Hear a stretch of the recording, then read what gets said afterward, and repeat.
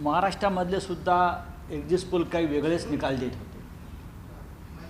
महाराष्ट्रात दिल्लीमध्ये 10 वर्षापूर्वीच्या एक्झिट पोलमध्ये आपला 2 जागाही मिळणार नाहीत असे एक्झिट पोल होते आणि आप सत्तेवर आले. हरियाणाच्या एक्झिट पोलमध्ये काँग्रेस पक्ष बहुमताने जिंकणार असं सांगण्यात आलं होतं. अचानक भारतीय जनता पक्षाचा विजय प्राप्त झाला.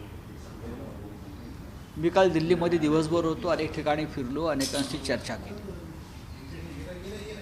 दिल्लीमध्ये नक्कीच ह्या वेळेला चुरस आहे आणि निवडणुकांमध्ये चुरसही असायलाच पाहिजे. पण ज्या पद्धतीनं दिल्लीची विधानसभा जिंकण्यासाठी भारतीय जनता पक्षानं पैसा आणि सत्ता याचा अतिरेकी वापर केला हे काल रस्त्यावर दिसत होतं. आपच्या किंवा काँग्रेसच्या कार्यकर्त्यांना लहान सहान प्रकरणामध्ये पोलीस स्टेशनला बसवून ठेवण्यात आलं. दिवस गुन्हे दाखल करण्यात आले अनेक कलमाखाली. आणि त्याच गुन्ह्यासाठी भारतीय जनता पक्षाच्या लोकांना साधी विचारणाही केली नाही. याचं कारण असं की मला सांगण्यात आलं की वरून आदेश आहे, ऊपर से ऑर्डर है कि बीजेपी के लोगों को खुली छूट दीजिए, हम देख लेंगे. अशा पद्धतीनं कालची निवडणूक झालेली आहे. त्याला फेअर इलेक्शन म्हणत नाहीत. महाराष्ट्रामध्ये आम्ही यातून गेलो. महाराष्ट्राचाच पॅटर्न दिल्लीत राबवण्याचा प्रयत्न झालेला आहे. पण महाराष्ट्राच्या निकालानंतर आपचे कार्यकर्ते हे अधिक सावध होते, काँग्रेसचेही लोक सावध होते. तरी मला अजूनही वाटतं की आप आणि काँग्रेस एकत्र लढले असते तर भारतीय जनता पक्ष हा आसपाससुद्धा आला नसता बहुमताच्या किंवा या चुरशीमध्ये उतरला नसता.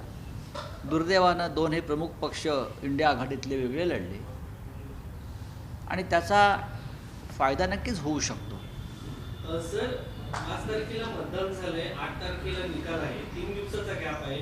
तंत्रज्ञानाच्या युगामध्ये इतका गॅप का ठेवला जातो? दिल्ली एक लहान राज्य आहे, 70 जागा आहे, मतदान कमी असतं. आणि पाहावं लागेल महाराष्ट्रात ज्या चुका आमच्याकडून झाल्या, 19 स्ट्रॉंग रूममध्ये EVM ठेवलेले आहेत. या स्ट्रॉंग रूममध्येच घोटाळा होतो.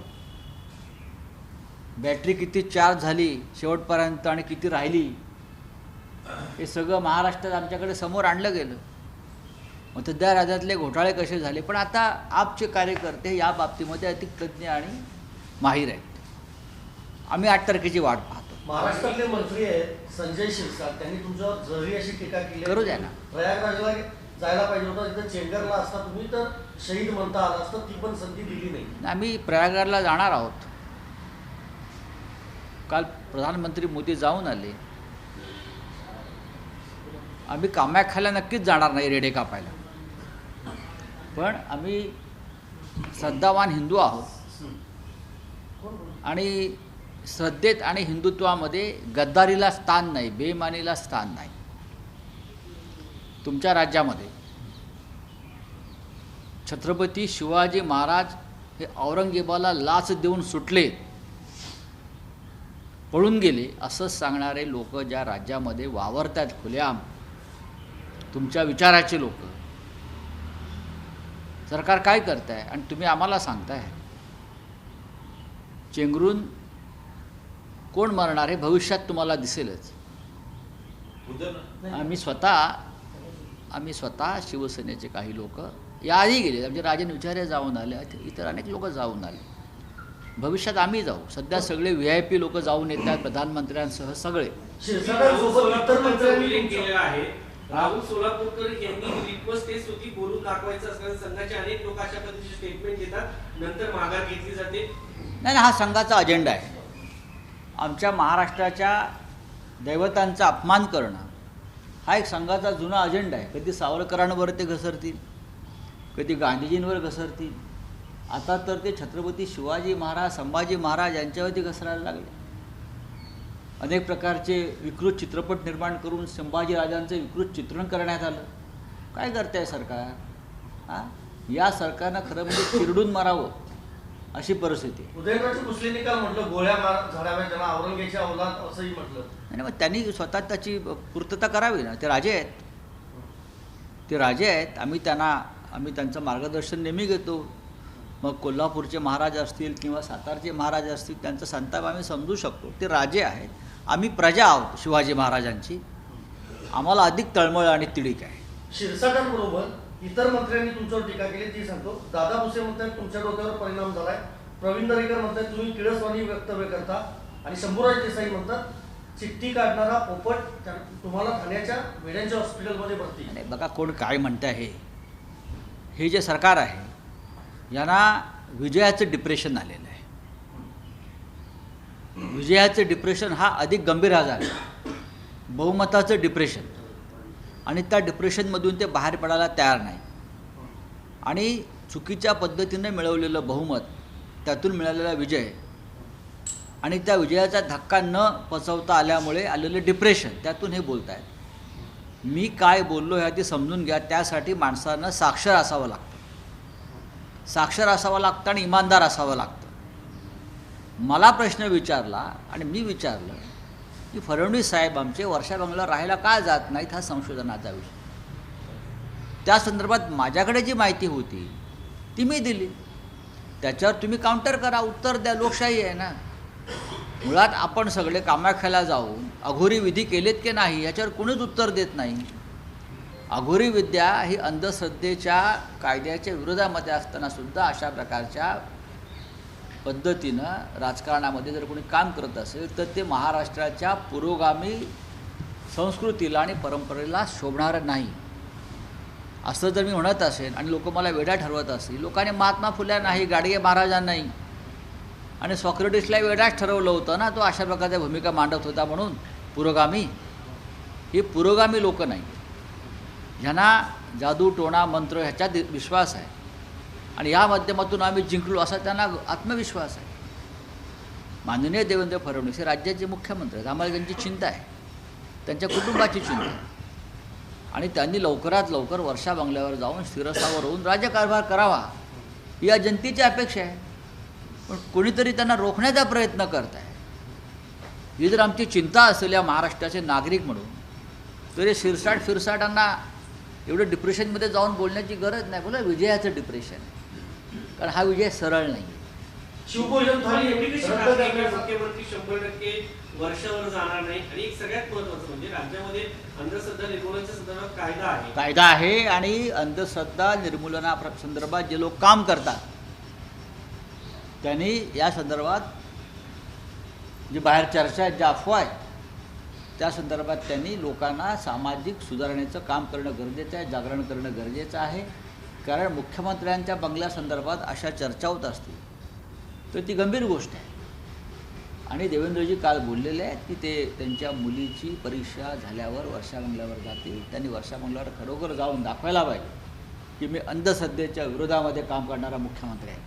शिवभोजन थाळी रद्द करण्याचा निर्णय राज्य सरकारने घेतलाय. पण भुजबळांनी मुख्यमंत्र्यांना पत्र लिहून हा महत्वाकांक्षी प्रकल्प सुरू ठेवा अशी मागणी केली. म्हणजे लाडक्या बहिणीचा तोटा इतर योजनांना बसतोय का? नक्कीच. आर्थिक परिस्थिती शिवभोजन थाळी ही आधीच्या महाविकास आघाडीच्या सरकारनं श्रमिक, कष्टकरी, गोरगरीब जनता याच्यासाठी केली होती. पण सरकारला आता ते गोरगरिबांना अन्न पुरवणं परवडत नाही, कारण त्यांना राजकारणात त्याचा उपयोग नाही आहे. पण ठीक आहे, भुजबळ साहेबांनी हा विषय मांडला आहे, आम्ही त्यांच्या मागे उभे राहू. चला, वाल्मिक कराडचा व्हिडिओ पाहिला म्हणून मोहिते नावाच्या एका मुलाला मारहाण करण्यात आली बीडमध्ये.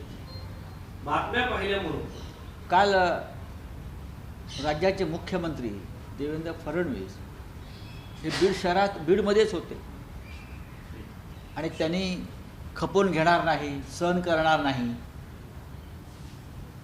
कायदा हातात घेणाऱ्यांना वठणीवर आणे वगैरे वगैरे वगैरे अशी वक्तव्य केलेली आहे.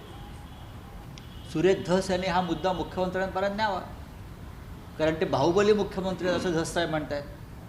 मग बाहुबलीने एका सामान्य माणसावर अशा प्रकारे हल्ला झाला असेल, मारहाण झाली असेल, तर ते मारहाण करणारे कोण आहेत हा मुद्दासुद्धा सुरेश धस याने मार्गी लावावा. हा नुसतं वाल्मिक कराडचं भजन करून चालणार नाही. प्रत्येक स्तरावर इथे गुंडगिरी आणि गँगवॉर सुरू आहे. चला, हिरव्या सापांची वळवळ महाराष्ट्रात सहन करणार नाही. हिरव्या सापांची बिर्याणी आवडत असेल तर पाकिस्तानात जा, असे राज्याचे मंत्री बोलतात. वेडे आहेत, मला डिप्रेशनमध्ये आहेत ते. आदित्य ठाकरेंना ताब्यात घ्यायची काय गरज आहे असं हायकोर्टानं म्हटलेलं आहे. दिशा सालियान प्रकरणामध्ये त्याचं स्पष्टीकरण द्यावं. बघा, हा न्यायप्रविष्ट विषय आहे आणि हे काही लोक जाणून बुजून आम्हाला सगळ्यांना बदनाम करण्यासाठी हे विषय समोर आणत आहेत. आणि म्हटलं ना, हे निराशेच्या गर्तेतून डिप्रेशनमधून सुरू आहे, विजयाचं डिप्रेशन. चला चलिए. रायगडचं पालकमंत्रीपद अजूनही शिवसेनेला देण्यात आलेलं नाही सर. रायगड असेल, नाशिक असेल, अनेक विषय अनिर्णित अवस्थेत आहेत. तिरुपतीचं देवस्थान आहे, त्या ठिकाणी 18 लोक असे आहेत की जे हिंदू अरे हो गया, चलो क्या है, वही बार बार क्या है, मैंने कोई क्लेम नहीं किया. अच्छा, तो क्या हुआ है एग्जैक्टली? बाहर महाराष्ट्र में चर्चा है कि अब तक हमारे मुख्यमंत्री देवेंद्र जी मुख्यमंत्री के अधिकृत जो निवास स्थान है वहाँ रहने को क्यों नहीं जा रहे. उस बारे में अलग अलग तरह की खबरें बाहर आ रही हैं. उस बारे में मैंने मेरी प्रतिक्रिया दी है. मैं सबसे बड़ा अंधश्रद्धा के मामले में जो काम चलता है प्रोग्रेसिव, मैं उसका एक कार्यकर्ता हूँ. महाराष्ट्र में हमारे जो बाला साहब जी के पिताजी थे प्रबोधनकार जी ने अंधश्रद्धा के खिलाफ बहुत बड़ा मूवमेंट आंदोलन किया था. बाला साहब ठाकरे अंधश्रद्धा के खिलाफ थे और हम उनके सिपाही सलाहकार हैं. हमारे राज्य में इस प्रकार की कोई बात करता है और जो अंधश्रद्धा को ताकत देता है वो हम सहन नहीं करेंगे. इसलिए जल्दी से जल्दी देवेंद्र जी ने मुख्यमंत्री निवास पर रहने को जाना चाहिए. कल क्यों एग्जिट नहीं पोल जा आया, रहे एग्जिट पोल आपके आने के हिसाब बाद से? में जिस तरह- एक मिनट, क्यों उस नहीं बारे आ में रहे आप? मैंने बात किया है, बार बार क्या बात करना. सोयाबीन खरेदीच्या संदर्भात मुदतवाढ दिली, मात्र अजूनही शेतकऱ्यांचे ट्रॅक्टर लाईनीमध्ये उभा चार दिवस आज शेवटचा दिवस आहे. शेवटचा दिवस आहे. केंद्र सरकार तुम्ही खासदार राजे असं आम्ही तुम्ही आवाज उठवणार का? कालच आम्ही माननीय शरद पवार साहेबांशी याच्यावर चर्चा केलेली. कालच आजही आम्ही पवार साहेबांशी चर्चा करू सगळे आणि त्या संदर्भात सामुदायिक एक राज्य म्हणून काय निर्णय घेता येईल, पुढे जाता येईल का, त्याविषयी आम्ही आज ते करू. एग्जिट पोल है सर. एग्जिट पोल कल जिस तरह से आया है, देखिए, एग्जिट पोल आते हैं चले जाते हैं. महाराष्ट्र का एग्जिट पोल हमने देखा है. हम कोई सरकार, हमारी सरकार आ रही थी, हरियाणा में कांग्रेस की सरकार आ रही थी. तो अभी 8 तारीख को सुबह पता चलेगा 10 बजे क्या सच है और क्या गलत है. देश विदेशातील प्रत्येक घडामोडींचे लाईव्ह अपडेट मिळवण्यासाठी आता साम टीव्हीच्या सर्व सोशल मीडिया प्लॅटफॉर्मला लाईक, फॉलो आणि सबस्क्राईब करा. तसंच सर्व नोटिफिकेशनसाठी बेल आयकॉन प्रेस करायला विसरू नका.